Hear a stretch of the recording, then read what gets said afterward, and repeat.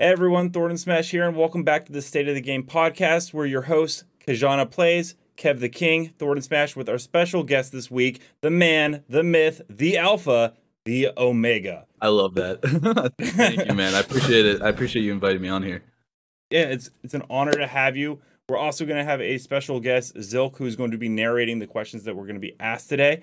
And right before we get into the podcast, I do want to go ahead and say thank you to NordVPN for partnering with us. NordVPN is the fastest VPN on the market, which allows you to get over 5,500 ultra-fast servers worldwide and high-speed unlimited bandwidth while using it, which makes it very unique in the VPN market. And in case you didn't know what a VPN is, it allows you to change the IP address of the systems that you are using to anywhere in the world to go ahead and better protect your account. In fact, it's amazing for gamers as you can connect VPN up to multiple systems such as your PlayStation, your Xbox, your Nintendo Switch, or your gaming PC if that is what you are playing on. This can be a major factor when you are playing online games that get DDoS attacked, as it helps avoid DDoS attacks for certain games that give away your IP. It blocks malware-ridden websites and secures your browser traffic without affecting latency, which is absolutely critical when you're playing a multiplayer game. Plus, you get next-generation encryption. Not to mention the other great advantages for when you're not even playing games, like going and browsing on Netflix, which will allow you to go ahead and change the region settings so you can unlock all of Netflix's library and watch whatever anime, movie, TV show, whatever you want. It's all there at your fingertips. Right now, they currently have the summer deal where you can go ahead and get 3 months free with 69% off. And the best part is they have a 30-day money-back guarantee. I myself have used NordVPN and have nothing but good things to say about it. If you are looking for a VPN service and want to game securely, go ahead and check the link in my description and in the pinned comment below and try out that summer deal with the 30 days money-back guarantee. All right, now back to the podcast, and Zilke has our first question. Hey guys, Zilke here, and today we got some questions for you. Number 1. Aiden Chaindaz is asking in the last podcast in the comments, if Pathfinder has special grade armor, then why does he take thermite damage? And what do you think about the future passives for Pathfinder? Okay, so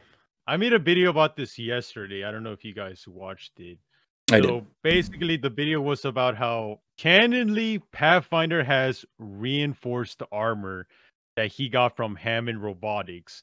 And so his armor basically he can withstand extreme amounts of heat because he had to work with Branthium in the refinery. Not only that, but what I found out as I was doing more research, right, is that his armor can literally withstand a rampart bullet. So they can give, like, maybe they can give like Pathfinder a passive where maybe, he's fire resistant, maybe some kind of explosive resistant. But yeah, like, so canonly he has like special grade armor and he's heat resistant. I think that's cool how it's like stuff in the story really does impact the gameplay in a way. I mean, I could totally see that happening. Whether that would make it so that, Fuse is weaker against Pathfinder, or I don't know. Yeah. Wasn't Pathfinder supposed to get like a separate passive? Like, wasn't there one being talked about at one point? There was. They kind of messed up with because Pathfinder's original passive was the whole scan the beacon thing, and then they decided to give it to like 5 other legends, and they made it. Yeah, they made it completely kind of worthless. Now it gives him his zipline back, but it already had a very fast recharge speed. Yeah. So, I mean, Kajana, what do you think? I mean, I feel like is really important to like make a distinction between Apex lore and actual in-game mechanics and stuff, because if we actually base a lot of abilities simply based off of the lore, then some legends are going to be really insane. Like, for example, I think that would be kind of broken if Pathfinder was resistant to termites and like rampart bullets and stuff.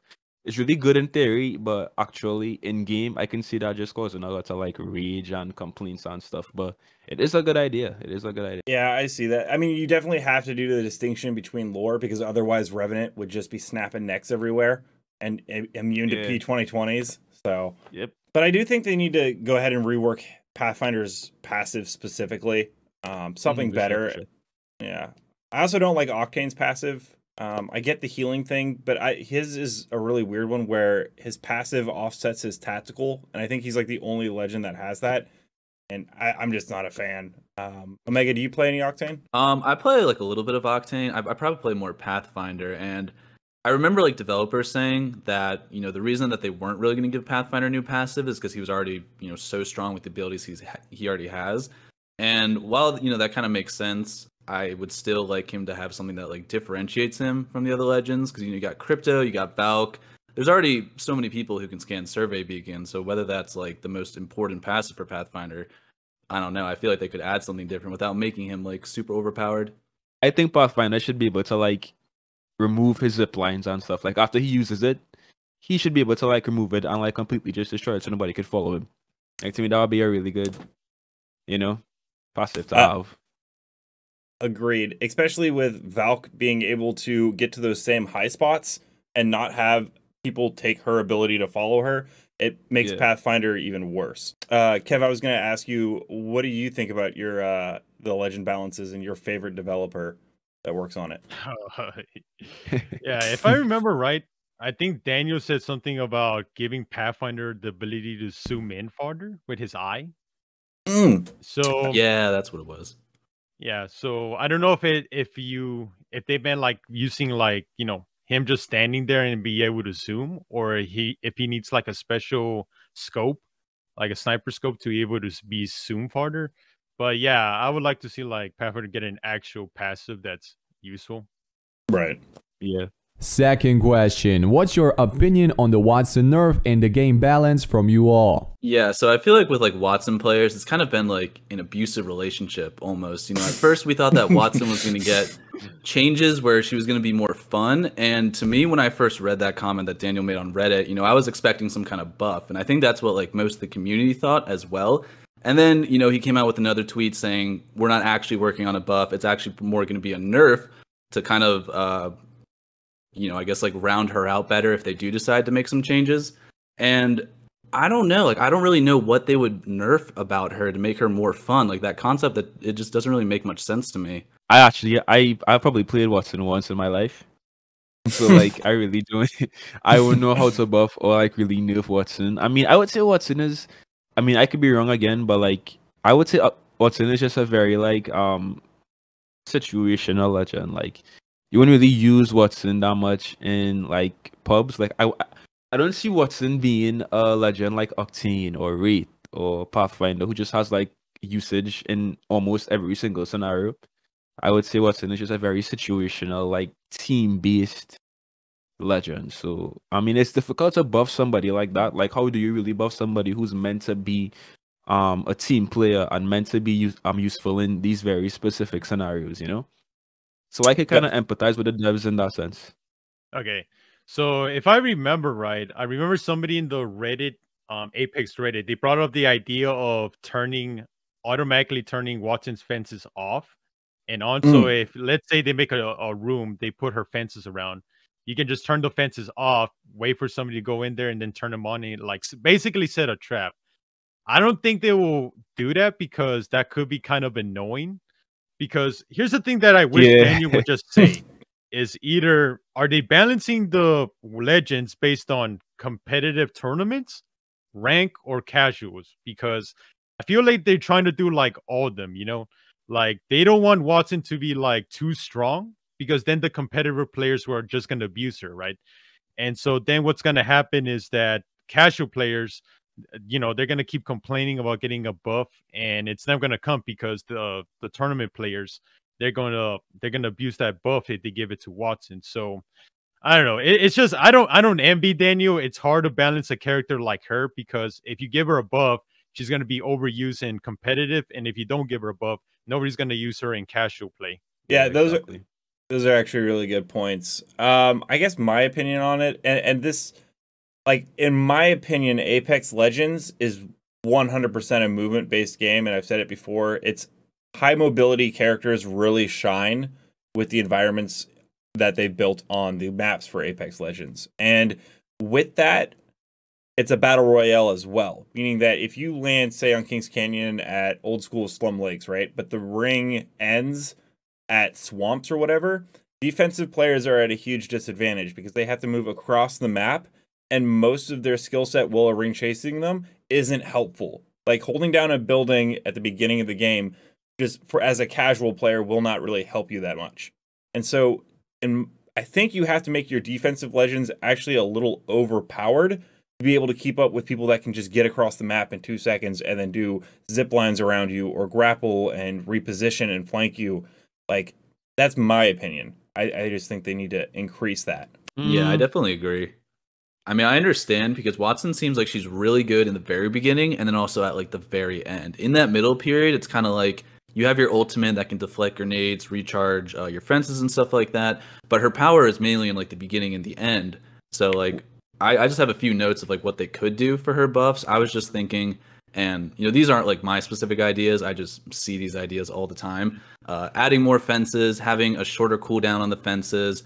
And a lot of people like the idea of having like a longer range for putting down the fences. Kind of like where Caustic has a couple feet where he can throw his gas barrels. Maybe have something similar where Wattson can kind of, you know, put her fences down a little bit farther just so she doesn't have to be like right next to the area that she actually wants to fence off. Overall, I think it's all agreed. Wattson shouldn't at least get a nerf. I think that's a consensus. No nerf. You need to figure out something, but a nerf is not the right direction. Not the right direction we want to go. I would just say that I feel like for sure movement legends definitely have an advantage in Apex in certain situations, but at the same time, like I would say that Gibby is a lot better in so many scenarios as opposed to somebody like Octane or Pathfinder. You know, like a Gibby bubble in, like, let's say an end game ring where it's really close, it's really like small, or like a transfer, you know, cross an area or something. I would say that defensive legends still have their use and they still have a lot of potential and like where they're supposed to be used. But I also feel like movement legends have that same lane as well. So I think it's really dangerous to like make defensive legends OP, because I mean we all saw how Caustic was at its peak. Right. Like he was right. But like that's also my like, thought process behind that. I disagree. I like Caustic. I didn't think he was that bad. But I like in last week's episode, you went over Caustic. Really? A lot of people agreed with you in last week's episode about Caustic. I felt differently, but I mean, yeah. You know what's, if I remember right, Daniel said that Gibby, even though he's really useful, not a lot of people play him. So it's so interesting. Again, it goes back to balancing. Like Gibby is really useful competitive wise. Everybody uses him. But when it comes to casual players, apparently to Daniel, he said the numbers say no. He actually struggles. So again, I don't feel sorry. I feel sorry for him. He, you know, sometimes I wish he had better communication instead of like trying to troll us and, you know, rub us the wrong way. But yeah, good luck to Daniel. That's all I'm gonna say. I did just think of like one last thing. Like Wattson has one glaring issue in that if the other team has a crypto, he completely nullifies every one of her abilities. Like he just destroys everything. And I think she's the only legend where every ability gets canceled by one other character. Like even though Caustic's traps will go away, he still has his Nox grenade, which does not go away from a crypto drone. So that's actually true. That's true, yeah. Third question. #SaveApexRanked. Status of pros versus cheaters, and how do you see this all playing out? All right, so honestly, I'm not gonna lie to you guys. I was never really much of a ranked player. I was more of just like a pubs player and stuff. But I have seen, you know, a lot of the conversations around ranked right now in Apex. I think Sweet did a whole like post on Twitter about like all of his concerns and stuff, and Ryan Rigney was involved, and it was a big conversation. I mean, I feel like, I mean, I said this in the last podcast as well, but like it's really difficult to completely just eradicate cheaters in any battle royale game, any multiplayer game in 2021. It's gonna be tough. But at the same time, I do understand why the pros are upset. Outside of just like cheaters and like all of the rampant hacking issues, DDoSing issues in ranked, I feel like ranked hasn't really changed much since Apex released. Like it's been the same thing every season, same rewards basically. Like I feel like ranked needs a complete overhaul at this point, because if it continues to go down this route, I could see it having some very negative impacts on like the community and the ones who actually enjoy and play ranked every day. So I could see why the pros would be upset. And yeah, I think Respawn definitely needs to look at this and just try to improve upon what they already have and, you know, make ranked. So I play on console, and you know, I don't experience hackers all the time, but I've seen enough videos to know that it is a huge problem, like especially on PC. I feel like DDoSing is probably more of a problem on console. You guys can correct me if I'm wrong. I'm not 100% sure on that. You're 100% right. Yeah, there's been suggestions on how to actually like stop the cheater situation in Apex, and I definitely agree with Kajana saying that it's hard because the people who make these hacks are constantly getting better at fooling the anti-cheat, and we can't we got to give them credit, not give them credit in that way, but they're very smart people. The people making these hacks that are able to like figure out new ways to actually get it into the game and make it usable. So one of the biggest suggestions that I think Ryan Rigney first had was the pay to play system, and that basically came from CS:GO. It would be kind of like if you ever spent any money in Apex ever, this wouldn't affect you at all. It would just be for brand new accounts. You would have to spend, I guess, at least like $10 in order to be able to play ranked. But the other side of that is that most of these hackers and most of these people are spending money on these hacks. $10 is probably not going to be a big deal for them. Yeah. So, there's always like that other side to these solutions. Okay, so this all started by the pros, right? Or the streamers, right? Mhm. And what's very interesting is that Ryan, like, I think we can all agree, we all like Ryan, right? Yeah, he's a really nice Like, guy. Yeah. He's always responsive to the Ryan. community. Yeah. We love And I Ryan. think he took this a bit too personally, in my opinion, which I get it because they were kind of saying like, oh, they're gonna give a generic response that, oh, we're working on it, right? And the streamers have been what all this leads up to is basically this money. Oh, yeah. we know Respawn makes Yes. a lot of money, right? Right. So to them, they finally started to realize that, wait a minute, it's kind of insane to just have one person in hideouts and basically getting rid of the hackers when there's some points in time where hideouts is sleeping or he's like streaming and he can't do anything, right? And so what I see this as basically them trying to say is that, hey, we need like you to do something, like stop telling us you're gonna fix it when you can, right? And Ryan, like, they had some beef. They were like, every streamer agreed like there needs to be some kind of change. Mhm. And Ryan was like not happy about it, but eventually they made up, right? Yeah. They made up. So now it's up to Respawn now. I want to see what they're going to do in the next few months because time is ticking now, Like they gave their word that this time they're actually going to do something. I don't know if they can, honestly. I feel kind of sorry for them because cheaters will always be ahead of the curve, no matter what. They'll But, always be yeah. present. I mean, look at Warzone. Yeah. Yeah. No, it's even worse than Apex and Warzone. Yeah.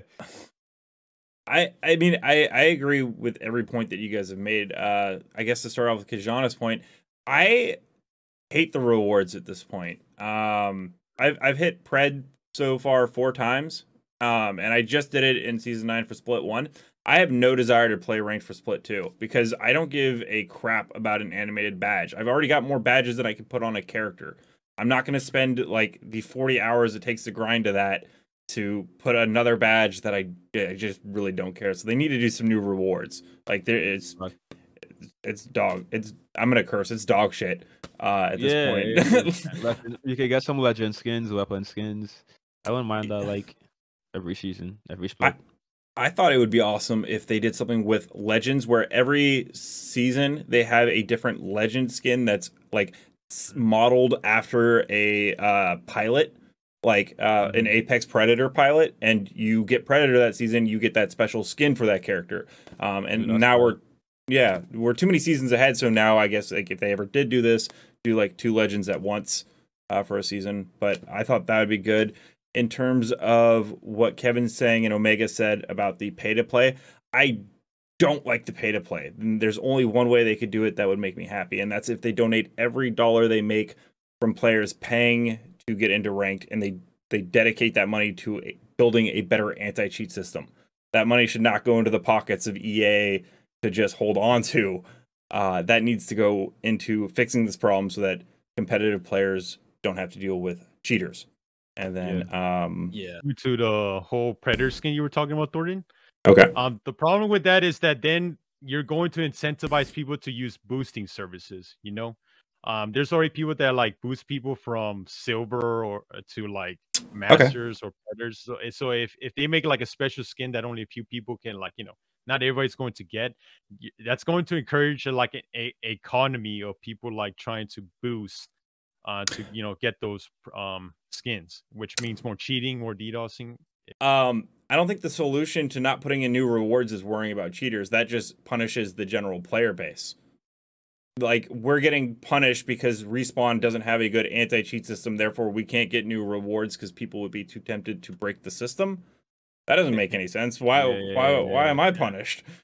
But that's my opinion. I get that. So worried about like people selling their accounts. Like I don't know if that's what you meant, Kev, by like the economy. People boosting accounts and then selling it. So like, hey, I have this skin that was only exclusive because I reached Predator in this season.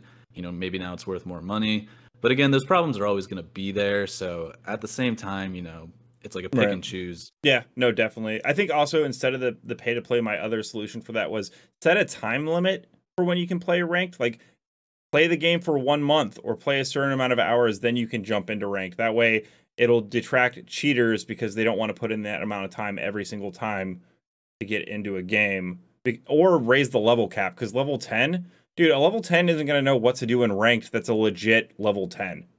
So extend that out. That would be my idea. Thankfully, the pros at least said something. So Respawn, like, I feel like whenever a YouTuber makes a video about the issues, they're just like, that's cool. And then pros talk about it, and they're like, okay, we'll change, we'll fix everything. I've actually realized that, like, for some Respawn really values the opinions of like Twitch streamers and pros a lot more. Oh yeah, I've realized that actually, which is, I mean, it's whatever, but. Question number 4. IlootGames had a situation with being in a certain, Discord. Can you guys shed light on that? Okay, that is a great question. There's been a lot of controversy, and a lot of people have actually asked me to cover this topic in a video form, and it's the iLoot getting caught in a Discord for cheaters and kind of egging them on, kind of provoking them to continue to do this. So, from my understanding, IlootGames has done some content in the past where he kind of interviewed Toofy or, kind of shed light on that information. And then I guess, according to IlootGames, he was inside the Discord trying to infiltrate them to kind of like provide evidence of what they were doing, which is kind of difficult because everyone knows that they were doing it to begin with. So being in there to prove that, I mean, there's not much you can prove. We're all pretty much aware of it. And then he was kind of egging them on, and I looked at it, and I talked to Loot a little bit, and his stance was he wasn't egging them on. He was just laughing at their things. And I understand what he's saying, but I want to be very clear that if you are laughing at what a cheater is doing in the game, that is egging them on. They thrive on attention. That's what cheaters do. They thrive on getting the attention of ruining other people's experiences. So when you're laughing at the stuff that they're doing and asking for clips of stuff they're doing to pro players, that's 100% aggravating the situation.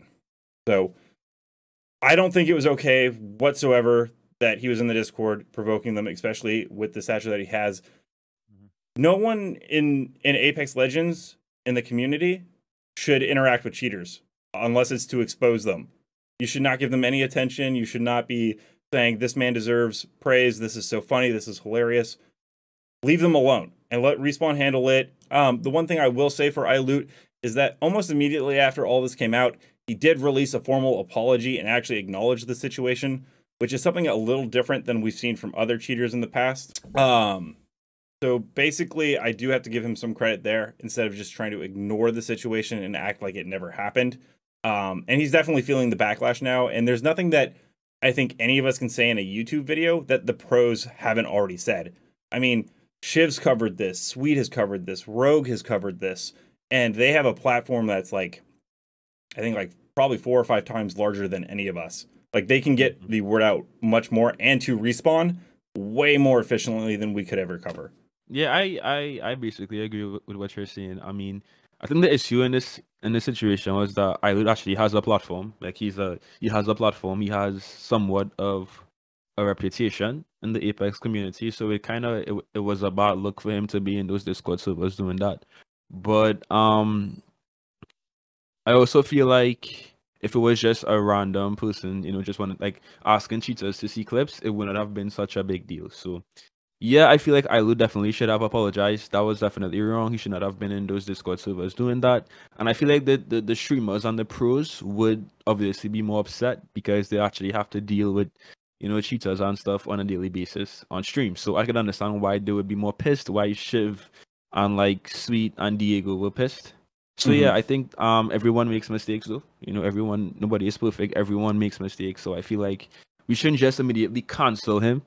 Right. Because I don't think that he was like conscious of like, wait, this could actually be a bad thing I'm doing. Like I think he was trying to get content. So like yeah, he definitely made a mistake. I feel like he definitely apologized as well. And I think we should just move on from now and just, learn from the mistakes and keep it pushing. Yeah, man, I definitely agree with what you guys said. It wasn't a good idea to just be affiliated with the cheaters in any way. I think whether you spot a cheater in game or if you know someone who's hacking, the first thing you should do is report it to Respawn or at least someone who can deal with the situation. But he did make an apology, and I think actions speak louder than words. So I think we're just gonna have to wait and see on if his actions kind of back up his apology. But I think they will, because I think he knows he made a mistake and probably definitely feels bad for it. I went deep. Put on the hat. I went.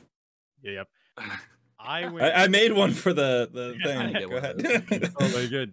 I went deep undercover. So what I did, right, is that I was actually curious. I was like, where this all started, right?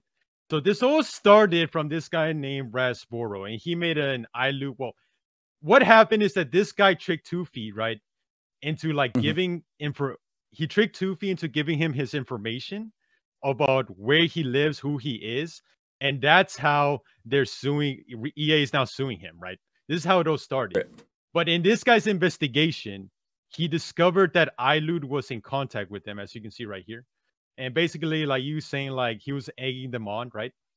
And at first he thought that, iLoot is like, he's basically just investigating, right? Going deep undercover, to get inside enemy lines. So I talked to him, and he told me a lot, and I mean a lot of stuff. He said that iLoot was apparently there for like 6 months, which is kind of weird, like being there for 6 months. Like, I mean, I get it. He's investigating, getting all buddy with them. But this is where it gets kind of interesting.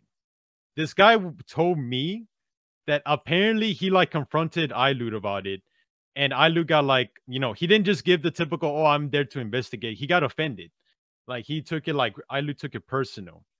And so then I started realizing, wait a minute, what's going on here? Because Josh, like, I don't know if you guys know this, Josh does not like iLoot. iLoot and Josh have had beef for a while. And that's why he did this meme where he's like, oh, iLoot's a bad guy? Oh, no. And that's because this guy has been giving information about the cheaters to Respawn. But iLoot didn't. And he's been with them for 6 months. And he's made videos about them. And so it just looks super bad in iLoot's part that, you guys saw what happened with Shiv, like how he was getting harassed by 2Feet, right? Yeah. And like, to the point where he started cussing him out. And apparently this guy also told me that it was the hackers that got Shiv banned. And so that's why if you go back to this Twitter thread, you see a lot of like people like Rogue, a lot of people like Shiv called iLoot the B word. And that's because they see him as a snake, right? They see him as a snake.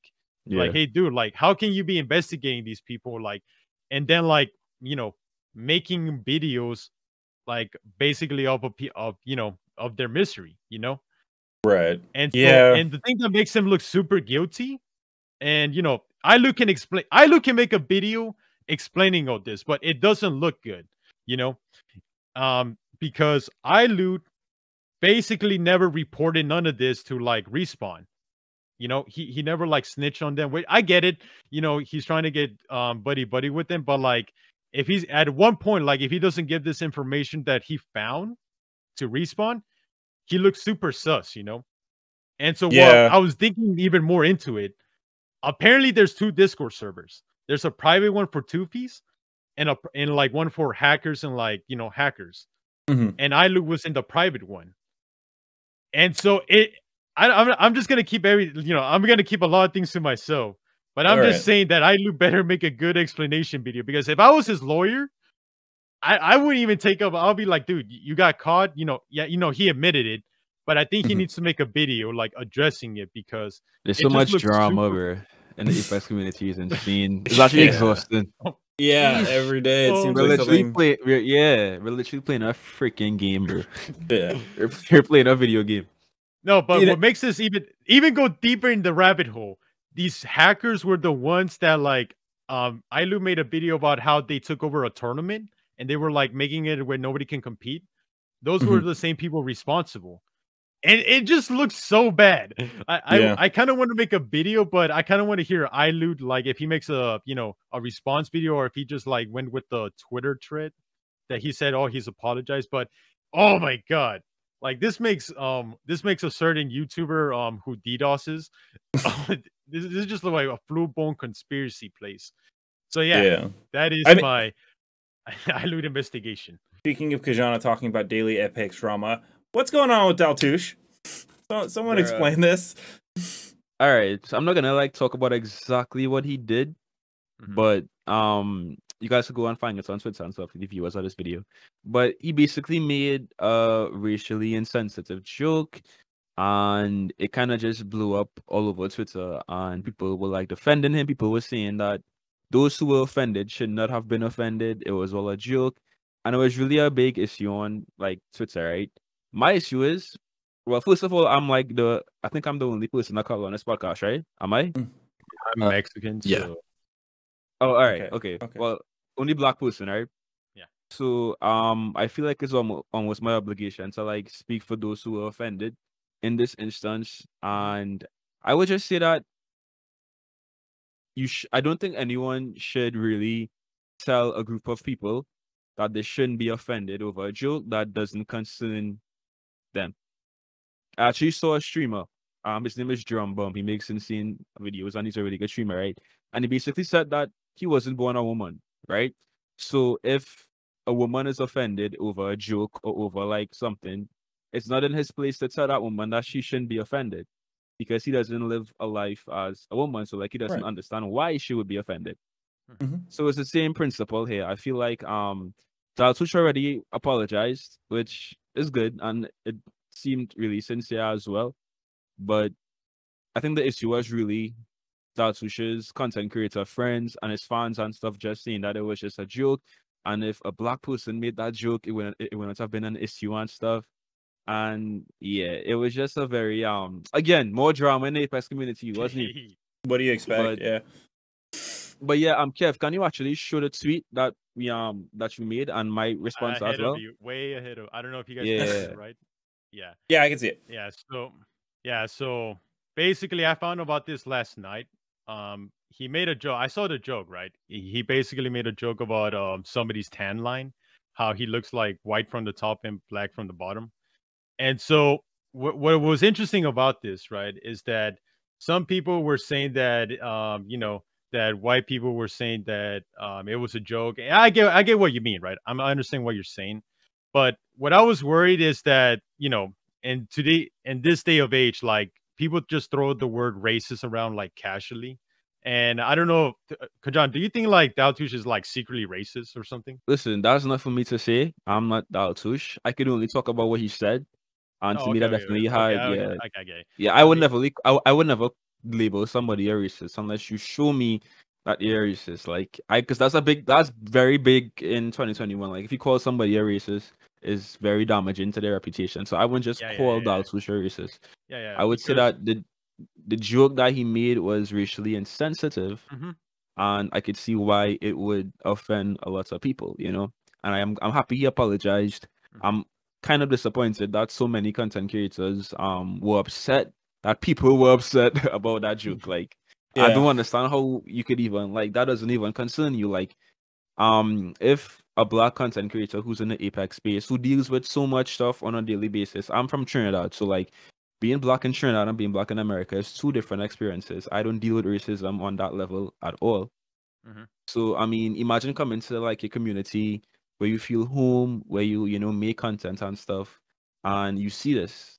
I would see why someone would be upset, right? I could see why they would have a reason to be upset. So again, I'm not saying Daltoosh is a racist. I'm just saying that the joke had a very racial undertone, and I could see why people would be upset. Okay, so I was not like defending. I saw that you comment on my tweet, right? I wasn't like defending him. I just said that he tried to make a joke and it came out bad. And jokes are subjective.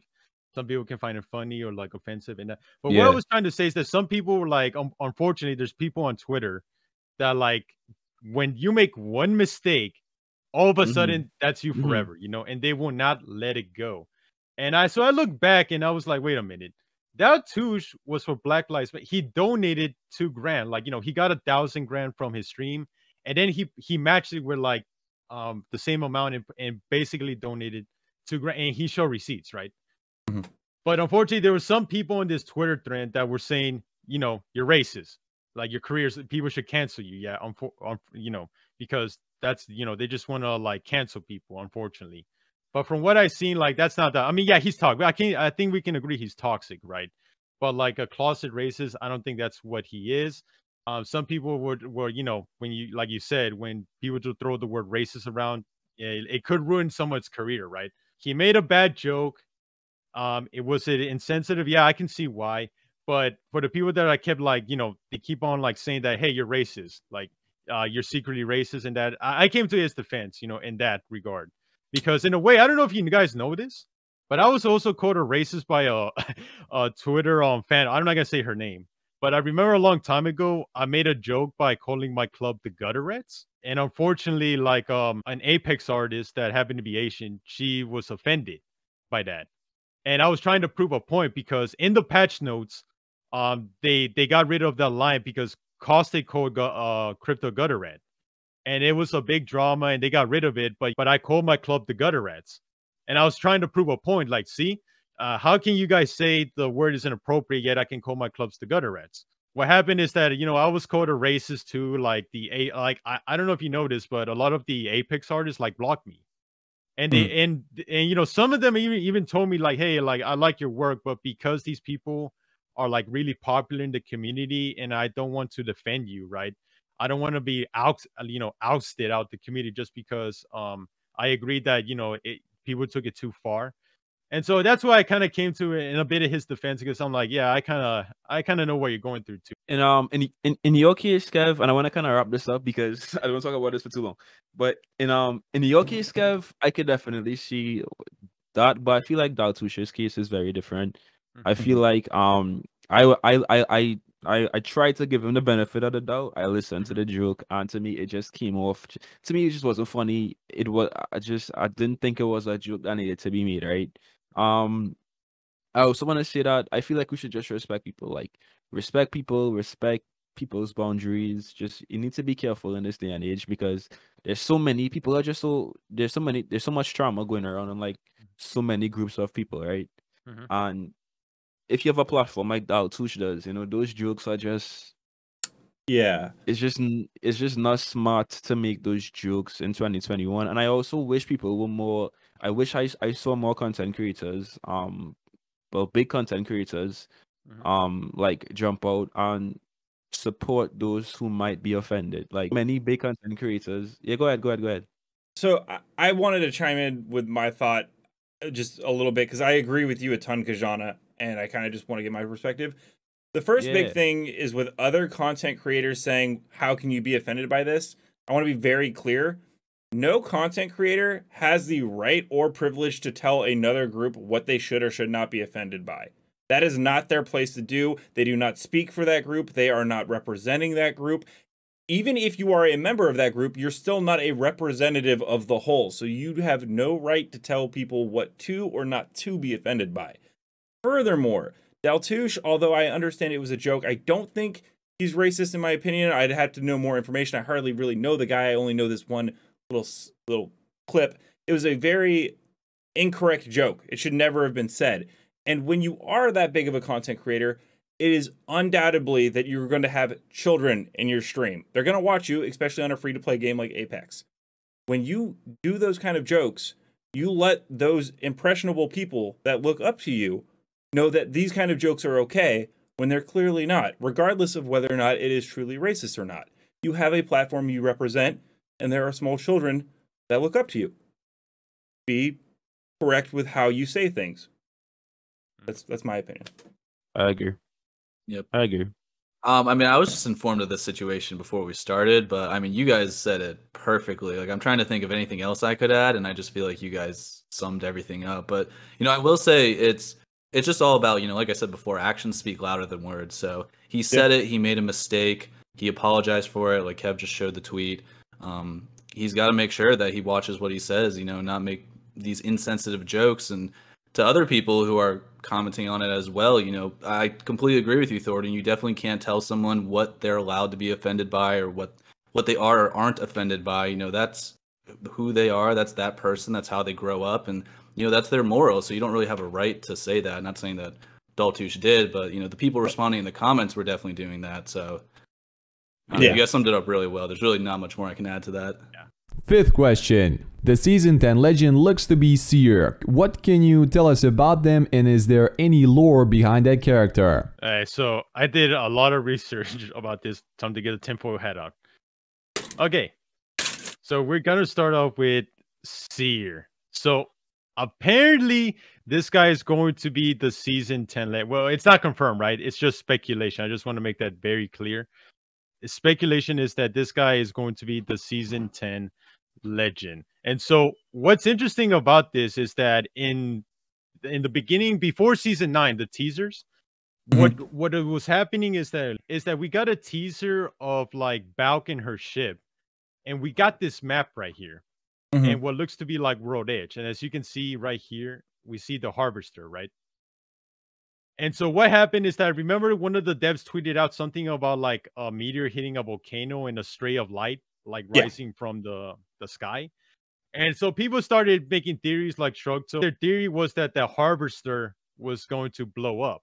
Yeah, I saw leaks by someone who leaks saying that they're going to destroy all this part of the map and make it a giant volcano, right? Right. Oh, I mean, a big. They're going to make the lava stream bigger. So what I think is going to happen, from what I've seen, is that Seer is going to make the Harvester blow. Again, this is just speculation. I think he's going to make it blow up because apparently he's trying to. And back in Season 3, Crypto, the reason we went to World's Edge was because he wanted to find some evidence against the Syndicate, but the writers kind of like forgot about it and went with the whole Lower Remnant thing. So I think we're going to go back around where we're going back to World's Edge. Seer wants to blow up the Harvester and trying to like find some evidence, and probably Crypto and Seer are going to help each other try to find like dirt on the Syndicate to continue on the story. So that's what I found so far. And so somebody on Apex Uncover like released this. Apparently you said they were like an inside leaker. Yeah, they claim to be a playtester. Sorry, go ahead. Yeah. And apparently what they were saying is that Seer and Pariah are the same person. That I think Seer is going to be the next legend, but he's going to be an android, like a maybe I don't know if it's going to be like some kind of simulacrum or a robot. But from what I seen from your video that you made, right? The video that you made with the voice line leaks. Yeah. All the legends were saying like, oh, hey, I can't wait to find to meet your creator, or like it sounded like they were talking to a robot and not the actual person, right? And so it looks like Seer there's going to be a double according to these leaks that we got, right? And so what's interesting is that apparently some of the legends that trust him call him Seer because that's who he is. And the people that don't trust him just call him Pariah. And so yeah, it's very interesting. I actually want to see what his abilities are. Apparently he's like connected to like his symbol is a moth, if I remember right. Yeah, it's a moth. Yeah. It's a moth. That's super cool, didn't it? I remember I think it was like the Arenas teaser before Season 9 when you went into that one cave from the firing range. Wasn't there like a moth emblem on that? Me and Kev were both saying we just thought it was like some random butterfly, but I mean that's really cool, man. The fact that they're adding kind of like, they're speculated that they're adding two legends, one's controlling the other. I really like that idea. I think that's sick. Yeah, that's fire. See, I was under the impression from the voice lines, they definitely are talking to a robot, but I thought they were talking to his drone, because we've seen there's like a deploy animation that Human SAS, Garrett, and someone who leaks all shared, where this giant moth gets deployed from a drone. So I wasn't sure if they were actually like. The only thing that I think is weird is that they would add a legend named Seer, right? And all the code files say Seer. Yet you play as Pariah, which is the cyborg. So I thought that was a little weird. I don't know how you would do that. There's also some things in the text that kind of seemed a little weird. Like, it's a cyborg that is made up of a bunch of moths that are nanobots that are flying around each other. And it's like, it's so detailed, like it makes me want to think that it's real, but at the same time, I'm kind of like, fucking weird, man. Like, wait, so were those originally leaked Pariah's ability? Like, the originally leaked abilities for Pariah, are they like, are those Seer's abilities? Yeah, so if you, in this image right here, you can see, this is from my video, that drone from Human SAS is exactly the same as that icon. And if you look up above, the tactical for the sonar grenade is most likely to do with the drone, because I had to pull up multiple things, but when Seer was first introduced, he was a sniper build, and he had 3 different abilities, but his tactical was a sonar grenade, basically. And that's the exact same that Pariah has. And in the game files, if you go back far enough, Pariah actually has a file in there, but it says needs character to description. So Pariah was never like officially like put into the game or tested too thoroughly. So my theory is that they actually took Pariah's skill set and they combined it with Seer, because Seer was supposed to come in season 5, but they didn't because they still needed to develop it more. So what they ended up doing was merging the 2 characters, which could make sense lore-wise that they decided to go that same direction. I don't know. Like, it's really interesting what they're doing from the leaks, but it's hard to tell because it's an unnamed leak with the lore. So you think they're trying to do a Forge again, making us think like this is the next legend? And They could be. They could honestly could be trying to just bamboozle us. Yep. I mean, the files are in there a little earlier than we usually see them for the next legend, so they could definitely be trying to fake us out, especially because like they did such a content drought for June that they know we're hungry for leaks, so maybe they just fed us something incorrectly. That's always something that could happen. Yeah, I mean, lore-wise, how actually it kind of makes sense, you know, lore-wise, and especially with the other stuff I don't want to talk about. And so, yeah, I think it'll be cool seeing somebody like remotely control an android of what, you know, basically have a puppet, while you hide in the shadows. I think that's interesting. The only thing I'll say about it is that I think it's a little weird that the robot has a drone. I don't know. I like, if anything, I think that his drone will unleash something that is called Pariah. Possibly. Like the swarm of moths that like his tactical, or maybe he is an ultimate we haven't seen, something like that. And it creates a cyborg that then takes over, kind of like a remote controlled legend. Instead of flying around Crypto's drone, your ability lets you, like, almost like a rev push, but without having your actual character do the push. A robot does the push. Interesting. I just realized something now that you said rev. In the Pathfinder's quest book, oh my god. Let's just say that Rev may know this legend. I was gonna say, is there a chance that like one of the names is just kind of like a code name? Because I know like they did that in the past with Loba. Loba was originally called Rosie. Yeah, she's called Rosie. I don't know though. That's super interesting. Like I feel like anything I guess is just gonna be completely wrong. I have that same feeling. Yeah, no, Pariah and Seer could definitely be code names for each. Like Seer is definitely the final name, as that's in the files now going forward. But Pariah could have definitely been a code name, and it looks like Pariah was their abilities got melded into Seer. So I think Pariah is a code name. It's still possible that ends up being the legend, but we'll have to see. Question number 6. How do you think ranked arenas will change the landscape of Apex Legends in Season 10? I'm excited. I feel like ranked arenas is gonna be so much fun. Like, it gives me a reason to want to play arenas, because I really don't play arenas whatsoever. So like, I feel like just the whole format of arenas, and if Respawn really does ranked right this time, it could be really, really dope. Like, it could really make Apex a lot more interesting to watch. Like, streams could be really good watching ranked arenas as well. Imagine like arena tournaments, like in a competitive setting as well. Like there's so much possibilities with arenas, and I feel like ranked is the first step to like really making it a lot more important right now, I would say, in Apex. So I'm excited for sure. Yeah, man, I would love that. What I'm really interested to know is like they said that the progression for ranked arenas is going to be completely different from what it is in like battle royale ranked arenas. So, there's like a lot of things that they could do to like kind of improve on that structure. And since you're doing just like a 3v3, games are going to be a lot faster. If they're still sticking with the same kind of like RP progression, then it's probably going to be where you earn less RP maybe because you're playing more games rather than if you were doing ranked battle royale.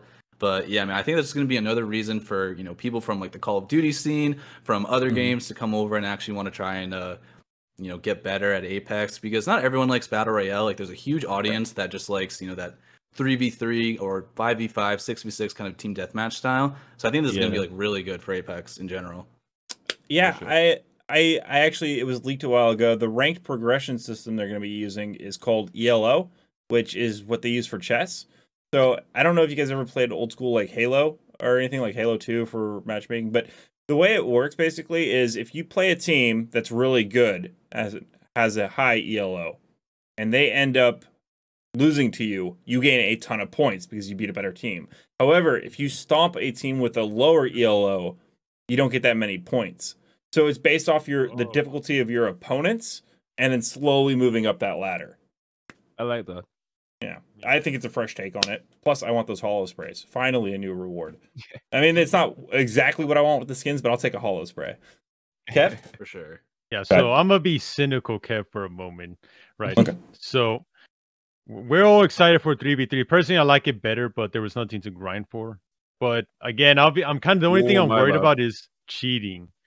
Do you think it's going to be just as bad as BR, guys? Or do you think it's just like they're going to have like a system that prevent cheaters? What do you guys think? I think it's a lot easier to manage, like at least on console with DDoSing. I feel like on a battle royale, because there's 60 players on a map, it can be hard for them to kind of sometimes pinpoint who's DDoSing. In arenas, it should be blatantly clear, since there's only 2 teams and there's only 6 players, who the hell is DDoSing. Exactly, yeah. Yeah, it shouldn't be hard for if you do that, it should be very easy to ban that person. You'll see them fly through on ELO leaderboards as well, and the game's only lasting about 10 seconds against top tier competition. Like, I don't think you'll be able to DDoS your way up because it'll become very easily apparent that you're doing that early on. But for PC players, you're probably still fucked. Someone's going to hit you with an aimbot. So, I was just going to say, like you said, they'd be stupid to do it on arenas. It'd just be so easy to tell.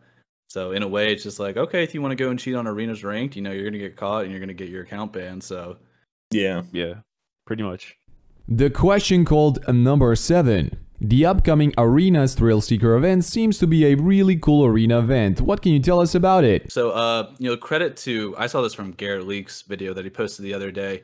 So this is going to be more of kind of like an Arenas Flash event. We had something like that, I think about like a month ago or so. You have like event trackers, you have some skins you can unlock, there's some new skins in the bundle. According to Garrett, though, he said there's going to be 3 different event trackers that basically rotate every single week. And these have like some skins, some weapon charms, just some free rewards that you can get. In the actual store, though, we have some very interesting skins. I don't know if you guys are able to pull this up at all. There is a Mirage skin where he's like dressed up as a clown. And I thought that was like the funniest skin ever, considering that like a lot of Mirage mains think he's still weak and that he still needs buffs. So it's kind of just like a joke on themselves. There's also a Gibraltar skin bundle, and there's also one for Pathfinder and Revenant, which both look very cool. It's probably going to be expensive, though. I mean, we know Respawn. These are not going to be like cheap bundles. They might be $20, but you have to spend $30. So EA and Respawn. I saw an image from Shrugtall where they were talking about a new type of game mode for arenas with like it's supposed to be kind of like domination from Call of Duty with rapid respawning. And I'm hoping that's what we see for the arena event, and that's what I want. Like, that's what I wanted for arenas when it was first introduced. I was thinking like Halo multiplayer. Like, I'm a huge Halo fan, obviously, but like I was hoping for constantly like back and forth matches, not a one life, one death kind of, like I don't mind that, but that's not what I wanted. So I really hope we see that. I see that. I see that. Like I grew up on like like old school cutter and stuff, and I really miss that kind of like format of like just intense or was in the action. Yeah, even if they made it where it was like the same arena setup, but maybe you had like 3 lives. So it wouldn't be exactly like it is in Call of Duty, because I'm the same way. I grew up on Call of Duty. I love just that like nonstop action. That's why it was almost hard for me to get into Battle Royale, because it was like all that downtime looting. I'm just like, oh, I just want to do something. Like there's nothing going on. So I loved arenas in the beginning just for that. But yeah, I would like to see like a game mode where everybody's like Valkyrie. So it's just everybody trying to shoot rockets at each other in the air. That'd be, that'd be funny. I agree. Like I want to see stuff. God, I keep going back to Halo, but custom games in Halo where you could do like the crazy stuff. Like you could make zombie modes or Griffball. I don't know if anyone remembers that. Yeah, but like you could, Griffball was amazing. Like you could create your own game modes, and I really would love Apex to do that for arenas. Like go fucking crazy. Throw in all these different things. I agree. I feel like games back in the day had more customization on like less powerful consoles. Like we could do so much more stuff on like games 10 years ago, 15 years ago that we can do now. I don't understand why it was. I mean, that's just money, right? Yeah, I just go ahead, Kev. Some would say money. I mean, yeah, if they don't make money, they're like, why do it? Sadly. Number 8 question. Bangalore edition is coming to the game. Do you guys like it, and what future editions would you like to see? As you guys know, I'm kind of a freeloader. I do not like to spend money on this game at all. But if Respawn if they want me to spend money, this is how they do it. They get this special edition skin. As you can see right here, this one. Caustic's original Hammond Labs scientist skin. Or if they just want me to go all out and just get Revenant, like give I would skin. Yeah. Oh, I would buy that shit. I would buy that. Yeah, so yeah, normally I don't like spending money on this game, especially when I see like the process it takes. But if they want me to spend money, do that, and I'm 100% going to be a hypocrite. I was just thinking, like, when he does his finisher where his like claw comes out, how would that look in human form? Like, it would just be his regular hand just like impaling someone. It would be like, okay, so like this is like where I'm a little annoyed with Respawn for a second. Like they did the Genesis collection event and they did all these origin skins. No one asked for a Gibby medic skin, but we all wanted a Revenant human skin. Like everyone like just give Revenant the human skin with the scythe. Everyone would have bought it. It would have sold like hotcakes. Yeah, I would definitely bought that. I feel like Respawn just they could do so much more, like so much more designs and stuff. I mean, I like what we have right now, but there's so much potential with Apex, bro. Like so much potential left. I feel like you don't listen to us. Does anyone remember when microtransactions were introduced into games? I think like the first one was Skyrim, and it was a Skyrim horse skin, and I think it was like $2. And now heirlooms, which are a bunch of pixels, are the cost of 3 AAA games on release day. It's mind-boggling. Honestly, bro, I honestly, it's because of EA. Like every single game that EA has published has been ridiculously expensive. Like Battlefront 2 was, that was a big like. I don't know. I feel like EA just finds a way to like just introduce these microtransactions. Like, why am I spending $160 on a freaking heirloom? Number 9 question. Respawn is hiring for a new map creator. What can we expect in terms of future maps for Apex? Well, actually, like a couple of days ago, there was just a new arena map leaked called Overflow. Pretty sure it's called Overflow, right? And that was an arena map. I mean, Respawn is gonna give us a lot of like new custom arena maps because arena maps are a lot easier to make. They're a lot smaller and stuff. So I would expect to see a lot new arena maps very soon. But a BR map, like a Battle Royale map, the most recent leak has been Tropic Island. Yeah. We don't know how real that is. I mean, it was leaked back in seasons 6, I think. I think it was 6. It was right around Olympus. Yeah. Right. And there was another leak as well that actually showed the devs playtesting Tropic Island. So, I mean, we could potentially see some kind of tropical map, soon in Apex. That would be fire. I would love to see like a tropical, island with like beaches and stuff. That would be Right. fire. So that's the most recent like BR map we have leaked. I mean, I saw the pictures of that overflow map. It definitely looks cool. I was wondering, is that, I'm guessing it's on the same planet that World's Edge is on, like Talus. I could see some of like the snowy mountains in the background.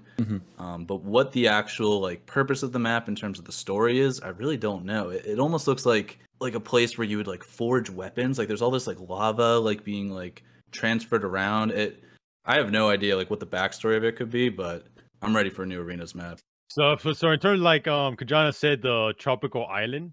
So Mhm. lore wise, there's two possibilities what the next map could be.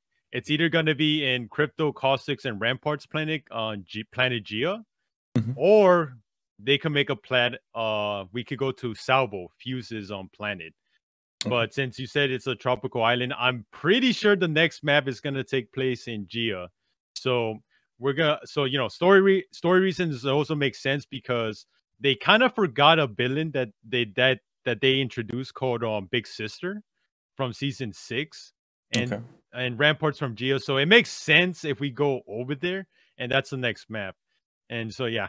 And unfortunately, we have the last question. What care package weapons do you want to see and think will be changed for Season 10? So I've just seen, there's tons of different comments out there. People say every single weapon, they want this in the care package or they want this brought back.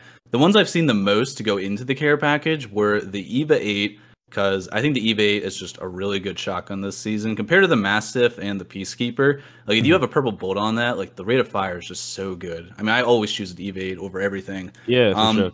The other gun that, we've been asking for a long time to go in the care package is the Spitfire, just because it's been quote-unquote nerfed in the past, but, like, none of the problem points of the Spitfire have really been touched, I think you guys talked about in the last podcast, you can't really, like, nerf the amount of ammo that you have in the Spitfire, but definitely like continuing to increase the recoil on it, just make it a little bit harder to use, because that's just a weapon that once you get it, dude, it just melts people. It doesn't even matter like what range you are, it's so good. But as for guns to come out of the care package, I personally would love to have the Prowler back. I mean, I really love that weapon back in like, the first couple seasons, and it's been in the care package for quite some time, I'm pretty sure. So that's just, my opinion of what I would love to come back. I completely, I think you actually spoke to all of us on a spiritual level that we want to see the Prowler come back. Like, that's just a fact.